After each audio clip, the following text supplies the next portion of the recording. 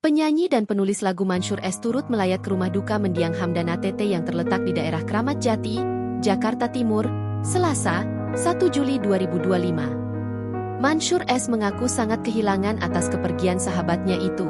Saya kira rasa sangat kehilangan sekali. Tapi apapun itu, mari kita iringi dengan doa bersama. Mudah-mudahan Allah menerima amal ibadahnya, mengampuni segala dosanya, kata Mansyur S. Mansyur dikenal dekat dengan Hamdan ATT sebagai sahabat. Ia bahkan pernah memberikan dorongan kepada Hamdan untuk tetap aktif bernyanyi, karena percaya akan kualitas suaranya yang khas. Saya pernah melihat dia sedang jalan di salah satu studio. Saya datang dan bilang, "Hamdan, kamu jangan hanya jadi pencipta lagu. Kamu harus jadi penyanyi, karena suara kamu punya karakter yang bagus." Itu saya support dia, ujar Mansyur. Akhirnya, saya juga punya produser rekaman. Ini suara yang bagus, potensial sekali.